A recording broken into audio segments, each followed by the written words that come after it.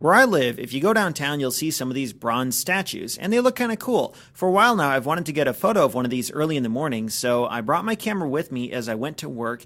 I didn't really know what I would see, though. I kind of had an idea in my mind of what kind of photo I wanted to get, but I wasn't really sure how it would turn out until I actually went down and got this photo. My idea was that as the sun was coming up, and it was maybe 7:20 as I took this photo, in February. I know this is getting posted in March, but I like to do these photos in advance so that I'm not rushed for trying to take one at the last minute. Anyway, I took this photo in February, and I knew that the sun was just poking over the horizon as I usually leave for work, and so I brought my camera with me, thinking that maybe he'd have a little bit of glow on the side of him. As you're looking at the photo, he is looking to the west, and so the sun is actually coming up on the left side of him, on the side with his ear. Anyway, I'm kind of getting off track here, but I thought he might have some sunlight glow from the early morning, and it turned out to be okay. He kind of did have that little glow, and the cars still had their headlights on too. If you look in the background, you'll see the two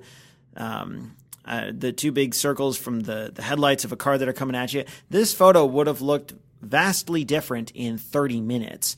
And you wouldn't have any of these nice rich colors. The sunlight would have been too far up in the sky, and it would have been just too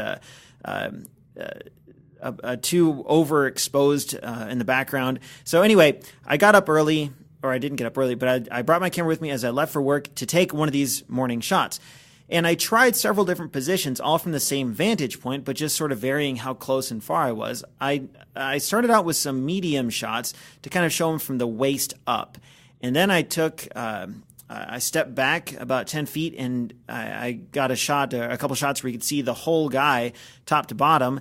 And then I got in really close. And because I'm shooting with a prime lens, I have to move myself instead of zooming in and out, which is kind of cool because it forces you to look for different angles. I found that this one was the best, and I even cropped it a bit to be tighter than what I had planned. And this was not what I wanted when I first thought of the idea of taking this photo. I had envisioned a fuller shot where you see more of this dude, but that's not how it ended up, and I actually like this better. The farther away shots, they didn't seem as interesting to me. They were too generic and boring, and you didn't get the nice bokeh in the background like you do here. I found that when I moved closer, you could really see the details in his face, and the scarf that someone put around his neck. You really draw your eyes to that as well. And not just for the artistry of getting to see all those little textures and lines around his eyes and his face, but it almost creates a personal connection with this statue here. You can see him looking out on downtown and just sort of pondering things, and kind of gets in your mind of what was the artist thinking when he created this sculpture. If I stood farther back, none of that really happened. You saw a photo of a statue, and it didn't really have that same emotional resonance. I also liked that I shot this wide open at 1.8, and I liked the bokeh that you got in the background from those headlights, and I took a few shots as the car was coming toward me, and I like this photo where the headlights are just off to the side. There was one where they were really close to his face and one where they were much farther. I kind of like this one. So the lesson here, there's two takeaways from this photo. One is you got to experiment with different positions, different angles of view. When you look at your subject that you're going to photograph, have something in mind for what you want, but then don't be afraid to try something new. Try moving yourself around and looking at things from an angle or a point of view that you didn't really plan on. And another lesson is get up early. You can take some of the best photos in the early morning or late evening hours as well. I do want to say as a side note that this photo shows some of the disadvantages of my D200. If you look on the left side of his hat, on the brim, on the bottom brim on the left-hand side, you'll see it's kind of got this little purple fringe to it. This purple fringing, or this color fringing, happens more in old camera sensors. This camera is now...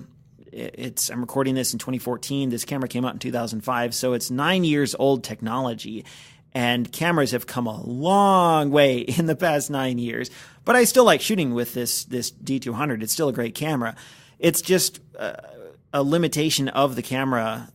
Sometimes you get some of these color chromatic aberrations and fringing and things like that, but it still takes great pictures, which is why I still primarily keep my 50mm lens on that for these weekly 50 photos. But even though my D7100 takes way better pictures, I still like shooting with this old one. It's me and this old camera have been through a lot together.